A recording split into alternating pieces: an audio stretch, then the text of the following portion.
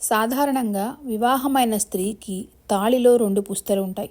మరి సీతమ్మ వారి తాళికి మాత్రం 3 పుస్తలు ఎందుకు ఉంటాయి? సాధారణంగా తాళిబొట్టుకు 2 పుస్తలు ఉంటాయి. కానీ భద్రాద్రి ఆలయంలో సీతమ్మ వారి తాళికి 3 పుస్తలు ఉంటాయి. మొదటగా చింతాకు పథకము. రామభక్తుడైన రామదాసు సీతమ్మ వారికి అత్యంత సుందరమైన చింతాకు పథకమును చేయించినట్లు భద్రాచలం ఆలయ స్థల పురాణం తెలుపుతోంది. నాడు అమ్మవారికి చేయించిన ఈ చింతాకు పథకానికి రామదాసు అక్షరాల 10,000 వరహాల ధనాన్ని వెచ్చించినట్లు తెలుస్తోంది. ప్రతి ఏడాది సీతారాముల కళ్యాణ ఘట్టమైన శ్రీరామనవమి వేడుక రోజున అమ్మవారికి ఈ చింతాకు పథకముని ఆలయ అర్చకులు అలంకరిస్తారు. ముత్యాల పథకము. రామభక్తుడైన రామదాసు లక్ష్మణస్వామికి చేయించిన బంగారు ఆభరణమే ఈ ముత్యాల పథకము. నాడు లక్ష్మణస్వామికి చేయించిన ఈ ముత్యాల పథకమునకు రామదాసు అక్షరాల 10,000 మొహరీలు ధనాన్ని వెచ్చించినట్లు తెలుస్తోంది. ప్రతి ఏడాది సీతారాముల కళ్యాణ ఘట్టమైన శ్రీరామనవమి వేడుక రోజున లక్ష్మణస్వామికి ఈ ముత్యాల పథకము ఆలయ అర్చకులు అలంకరిస్తారు. కలికితురాయి.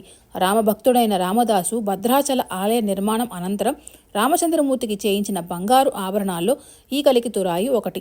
దీనితో పాటుగా స్వామివారికి భక్త రామదాసు చేయించిన పలు బంగారు ఆభరణాలు భద్రాద్రి ఆలయంలోని మ్యూజియంలో భక్తుల దర్శనార్థం ఉంచడం జరిగింది. ఆభరణాలన్నీ ప్రతి ఏడాది భద్రాచల ఆలయం ఆధ్వర్యంలో నిర్వహించే సీతారాముల కళ్యాణమైన శ్రీరామనవమి వేడుక రోజున సీతాలక్ష్మణ రామచంద్రులకు ఆలయ అర్చకులు అలంకరిస్తారు. అమ్మవారి మంగళసూత్రం. రామభక్తుడైన రామదాసు ప్రతి ఏడాది భద్రాచలం వేదికగా నిర్వహించే సీతారాముల కళ్యాణ మహోత్సవానికి సీతమ్మ తల్లికి అత్యంత సుందరమైన మంగళసూత్రాన్ని తయారు చేయించినట్లు ప్రతీది. హిందూ వివాహ విధానంలో మాంగళ్య ధారణ అతి ప్రధానమైనది. ఈ నేపథ్యంలో వధువుకు పుట్టింటి తరపున మెటింటి తరపున పుస్తల తాడుకు 2 సూత్రాలను ఏర్పాటు చేయడం ఆనవాయితీ. కానీ భద్రాచల క్షేత్రంలోని సీతమ్మ తల్లి మంగళసూత్రానికి మాత్రం పుట్టింటి తరపున మెటింటి తరపున మాత్రమే కాకుండా రామదాసు తరపున సైతం పుస్తల తాడుకు 1 సూత్రాన్ని ఏర్పాటు చేయడం విశేషం.